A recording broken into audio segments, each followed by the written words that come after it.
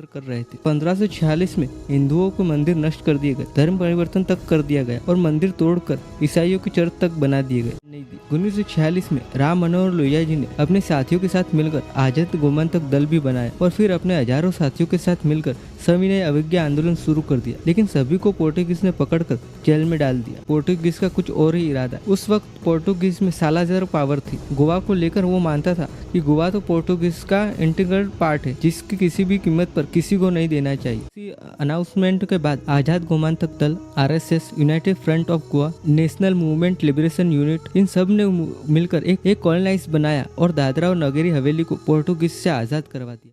जब भारत 1947 में आजाद हो गया तो गोवा 1961 तक गुलाम क्यों रहा? क्या नेहरू सरकार सैन्य कार्रवाई से बचना चाहती थी? लेकिन क्या गोवा की कहानी सिर्फ एक राज्य की, बल्कि उपनिवेशवाद, कूटनीति और युद्ध के टकराव की कहानी? आइए जानते हैं इस वीडियो में गोवा की पूरी हिस्ट्री।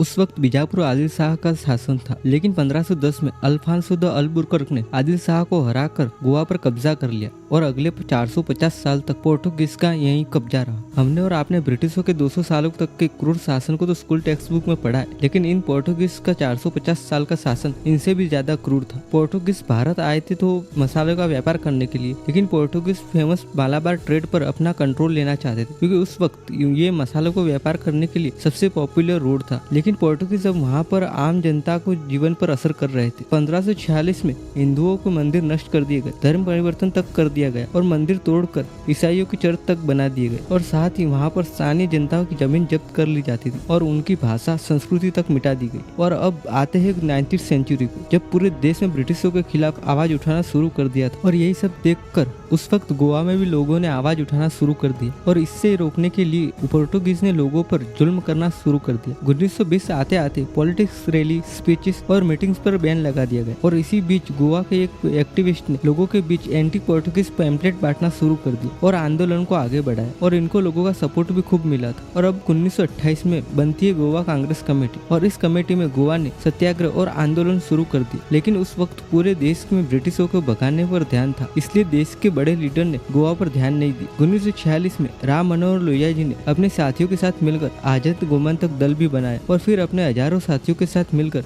सविनय अवज्ञा आंदोलन शुरू कर दिया, लेकिन सभी को पोर्टुगीज ने पकड़कर जेल में डाल दिया और इसी के साथ गोवा लिबरेशन की डिमांड भी और कमजोर होती गई।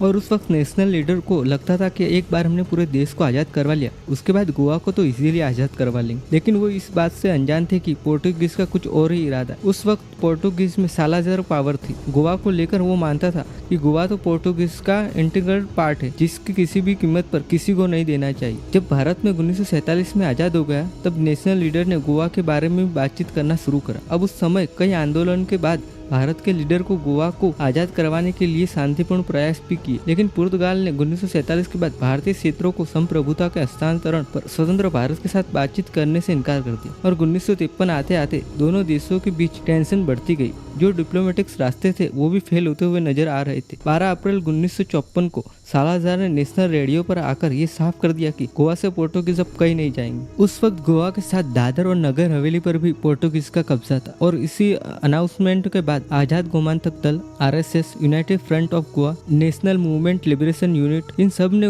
मिलकर एक कॉलोनाइज बनाया और दादरा और नगरी हवेली को पोर्टुगीज से आजाद करवा दिया। और यहाँ पर पोर्टुगीज अपनी आर्मी नहीं भेज पाए, क्योंकि गोवा से ये जगह बहुत दूर थी और वहाँ तक अपनी आर्मी भेजने के लिए भारत सरकार से परमिशन लेनी पड़ती। लेकिन अब पोर्टुगीज को अब लगने लगा था कि गोवा अब उनके हाथों से निकल रहा है, इसीलिए अब पोर्टुगीज ने रेवोल्यूशनरी एंट्री तक बैन कर दी गई। रेलवे लाइन, डाक लाइन, सब कुछ बैन कर दी गई और इन सब कारण इंडियन गवर्नमेंट ने भी गोवा पर इकोनॉमिक सेक्शन लगा दी। फूड आइटम की सप्लाई रोक दी गई, लेकिन अभी तक भी भारत सरकार ने कोई सैन्य कार्रवाई नहीं की थी, क्योंकि इसका कारण यह था कि पोर्टुगीज 1949 में नाटो का सदस्य था और इन्हीं कारणों से जवाहरलाल नेहरू कोई भी खतरा नहीं उठाना चाहते थे। लेकिन अब वक्त आता है 1960 का। उस समय यूएन ने गोवा को नॉन गवर्नमेंट टेरिटरी डिक्लेयर कर दिया। इसका मतलब यह था कि गोवा अब नाटो का सदस्य नहीं है, इसलिए नाटो की आर्मी यहाँ पर नहीं आएगी। और अब अक्टूबर 1961 में नेहरू जी ने एक स्पीच देकर यह डिक्लेयर कर दिया कि गोवा को भारत का पार्ट बनाने से कोई नहीं रोक सकता। अब ये सब चल ही रहा था कि पोर्टुगीज ने उनकी सबसे बड़ी गलती कर दी। हुआ यूं था कि नवंबर 1961 में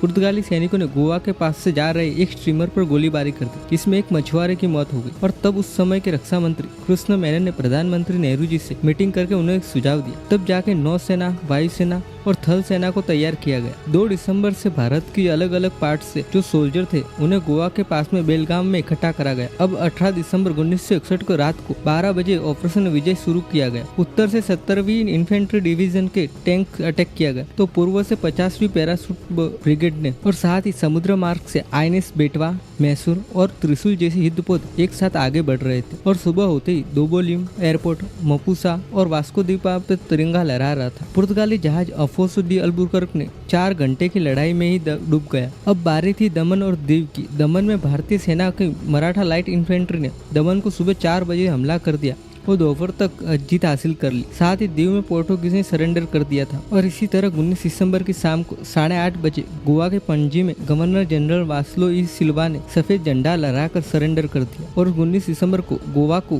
पुर्तगाली से आजाद करवा लिया गया था। अब काफी सारे देशों ने इस स्टेप को लेकर भारत को क्रिटिसाइज भी किया। 1962 में यूएस ने भारत को फॉरेन एड पर 25% थी उसको कम कर दिया और ब्रिटेन, कनाडा, ऑस्ट्रेलिया ने भी क्रिटिसाइज किया, लेकिन कोई स्टेप नहीं लिया और गोवा जो कि भारत का एक पार्ट बन गया।